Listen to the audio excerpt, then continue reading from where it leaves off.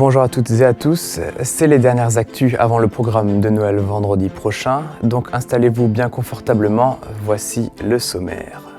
Pour la première fois, la ville de Niederbronn et la communauté de communes du pays de Niederbronn-les-Bains ont organisé un job dating. Jeudi dernier, le 9 décembre, la Windstube du casino était réaménagée en espace d'entretien individuel. 200 personnes se sont déplacées avec l'objectif de trouver un emploi. Les idées de projets pour les familles ne manquent pas, mais maintenant, avec la signature de la Convention territoriale globale, les premières actions vont pouvoir se mettre en place. Dernier conseil communautaire de l'année à l'espace Grappelli de Merzwiller, le lundi 13 décembre. À l'ordre du jour, les élus abordent les tarifs des déchets pour 2022, le bilan du PLUI ou encore des rapports d'activité. Avec 200 postes à pourvoir dès aujourd'hui, le job dating de jeudi dernier a fait salle comble, le pari était ambitieux. Dans le primaire, le secondaire et le tertiaire, les candidats déposent leur CV et ont des entretiens avec les recruteurs de la région. Si le public afflue au casino le jeudi 9 décembre, ce n'est pas forcément pour jouer, mais pour potentiellement trouver un emploi. La ville de Niederbronn-les-Bains et la communauté de communes ont mis en place pour la première fois un job dating. L'objectif est avant tout de réunir les entreprises et les recruteurs en un même lieu de façon rapide et pratique. En 3 semaines, l'événement a été organisé avec les différents partenaires. On retrouve des entreprises du coin, tout comme des structures départementales et régionales, par exemple la mission locale, la CEA ou encore Pôle emploi. Le début était un peu calme, il y a eu 2 postes par-ci, 3 postes par-là, et d'un coup on est arrivé à 200 postes qui sont à pourvoir demain. Ils sont ouverts au recrutement. Parce que c'est ça qui nous a aussi étonné nous-mêmes. On savait qu'il y avait des besoins à gauche et à droite, mais c'est vrai que c'est allé très vite et on est là, comme dit, on a plus de 200 postes à pourvoir dans la semaine, quoi. Et à la Comcom, on n'arrête pas de recruter là. Depuis 2 ans, en fait, on croît de plus en plus et on continue de croître. Pour mes postes à moi, j'ai rencontré une quinzaine de personnes aujourd'hui, ce que je n'aurais jamais eu dans une journée classique. Après, les profils ne correspondent pas forcément, mais ça, c'est moins grave. Et c'est vraiment effectivement intéressant de se rapprocher des gens qui ne seraient jamais venus chez moi au bureau, clairement. Les espaces sont séparés pour que les candidats puissent s'entretenir avec les employeurs. Au-delà d'un simple mail ou courrier avec CV et lettres de motivation, les échanges sont utiles pour les recruteurs car les entretiens permettent de cerner les profils et utiles pour les demandeurs d'emploi car ils peuvent en savoir plus sur l'entreprise et sur les missions des offres à pourvoir. Je cherche particulièrement dans le service de l'aide à la personne et en tant qu'auxiliaire de vie.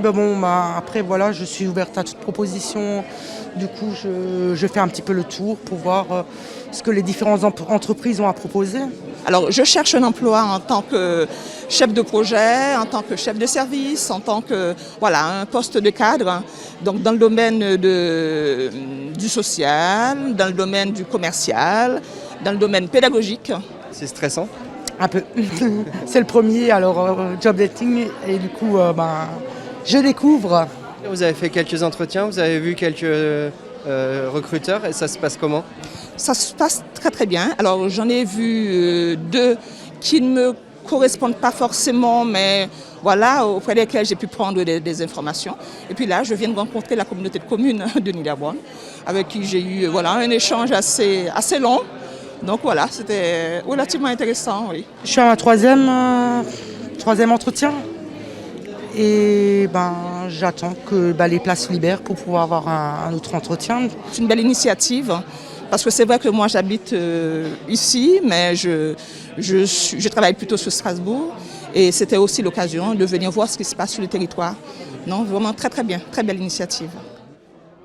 À l'issue de cette journée, certains candidats auront gagné le jackpot en trouvant un emploi. L'événement a été accueilli favorablement. Il sera reconduit l'année prochaine sur des formats différents. Cette signature symbolique de la Convention territoriale globale est en fait le milieu de toute la politique de développement à l'intention des familles. Des réflexions l'ont précédée et des réalisations la suivront. Voilà. Hop. 1, 2, 3. La signature de la CTG lie le pays de Niederbrandt-les-Bains et la CAF pour les 5 années à venir. Durant cette période, cette convention territoriale globale permettra la réalisation d'actions. La phase concrète peut commencer. Après les tables rondes, dont on avait parlé cet été dans notre édition du 2 juillet, c'est une nouvelle étape.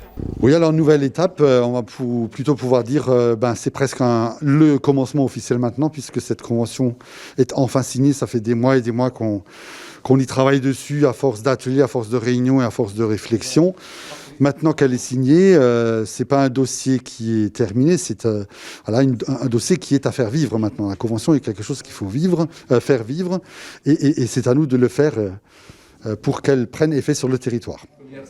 Autour des 4 thématiques, enfance, petite enfance, animation de la vie sociale, accès aux droits et logement, et des thématiques transversales, le transport et le handicap, les futures réalisations compléteront les actions existantes. Avant, nous avions des conventions qui étaient plus financières, qu'on appelait des contrats enfance-jeunesse, qui permettaient ces relations, mais elles étaient plus tournées par rapport aux communes. Là, on a changé un petit peu de braquet au niveau du territoire. On est monté d'un cran et on essaye d'avoir une vision plus au niveau d'une communauté de communes.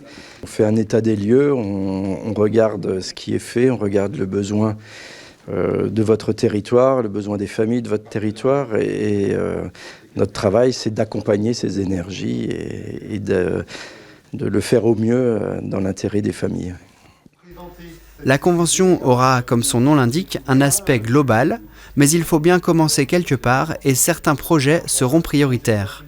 Dès février, les partenaires seront à nouveau réunis pour mettre en place les premières actions. Il n'y a pas que les communes qui s'illuminent à l'approche de Noël. À Reichshoffen, si vous passez dans son quartier, vous verrez sûrement la maison d'Emmanuel et sa famille. L'électricien a mis le paquet niveau guirlande. Plus de 9000 LED éclairent sa maison. Pour installer les allées, la boîte aux lettres, quelques sapins et tous les rebords de toiture, il lui a fallu 3 semaines. Avec cette décoration, nul doute que le Père Noël ne manquera pas à sa maison lors de la tournée.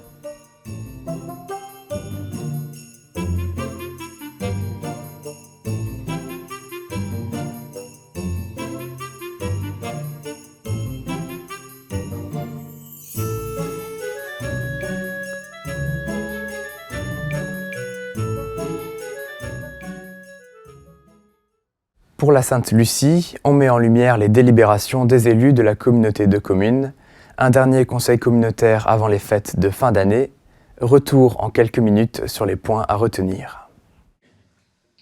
On commence avec l'urbanisme. L'ATIP, l'Agence territoriale d'ingénierie publique, présente le bilan du PLUI. Pour rappel, le plan local d'urbanisme intercommunal a été approuvé par le Conseil l'an dernier. On a une stabilité mais qui est assez étonnante en termes d'autorisation d'urbanisme. En 2019, vous avez autorisé 621 autorisations et 647 en 2020. Par contre, en 2021, lors d'aujourd'hui, on est à 826 autorisations. Donc on a vraiment là un bond déjà de 27% entre 2020 et 2021. En 2019-2020, qu'est-ce qu'on a autorisé comme type de logement? On a autorisé essentiellement des logements individuels. En termes de permis de construire, donc, où se font les permis, c'est 59%, c'est des nouvelles constructions. L'augmentation se fait essentiellement sur Gundershofen, Reichshofen en priorité. On a en 2019 essentiellement vu de la réalisation de surfaces créées pour des locaux de services publics, des entrepôts ou de l'industrie. Alors qu'en 2020, c'était essentiellement pour de l'artisanat et du commerce. Là, vous devez le sentir, tous dans vos communes, c'est en train de pousser et l'activité reprend. Parmi les projets en cours sur le territoire, la création d'une maison de pays et l'extension du siège de la Comcom, et dans les projets à venir, la réhabilitation de la gendarmerie et de la friche d'Itrich, la construction d'un multi-accueil à Reichshofen, des nouveaux sites périscolaires et l'aménagement des zones d'activité. Un point, concernant Taxi pour tous, le vice-président présente quelques chiffres sur l'activité du service en 2020. En 2018, ça a coûté 133 700 €, 134 700 € en 2019, et en 2020, plus que 73 371. Évidemment, parce que l'activité en 2020 a chuté. Donc 4 217 personnes transportées, une diminution de 51% de la fréquentation. Ce sont des chiffres énormes. On s'en plaint, mais ça nous pose vraiment gros soucis. Dernière chose que je voulais faire remarquer aussi, le tarif plein représente 60% des passagers et le tarif réduit 40%. Les chiffres parlent d'eux-mêmes, donc 3672 courses pour 2020, alors que dans les meilleures années, il y a quelques temps, on était à 11 000. Ce qu'on va faire dans les prochaines semaines, prochains mois, c'est de réfléchir sur comment améliorer ce service-là. Et ma proposition, ce serait d'en faire un service intégré à la Comcom, de ne plus passer par un DSP. Et tout cela doit être réfléchi, mesuré, et aussi financièrement. On continue avec les déchets ménagers. Les élus approuvent les tarifs pour l'année 2022. Il est proposé de maintenir pour 2022 les tarifs qui avaient été déjà votés en 2021, avec les différentes tranches et le nombre de levées étant précisé, avec une part fixe à 175,43 € et ensuite une part variable en fonction du nombre de levées. Depuis son lancement ce lundi, le centre de vaccination à Merzwiller fonctionne bien, avec près de 400 vaccinations par jour. Pour les personnes qui ne peuvent pas se déplacer en journée, une nocturne est prévue jusqu'à 20 h les mardis.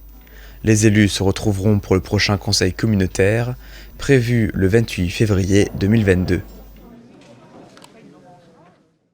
Voilà, les actus sont déjà finis, mais le programme, lui, continue. Tout de suite, dans l'interview de la semaine, Rose Marlin nous parle de son nouveau livre « Les étoiles du Christkindl » et un peu de musique dans la chronique. N'oubliez pas, ce samedi 18 décembre à 19 h, le concert de l'Harmonie d'Offwiller sera retransmis en direct sur TV3V. La semaine prochaine, je vous retrouve pour un programme de Noël et d'ici là, passez une bonne semaine et portez-vous bien.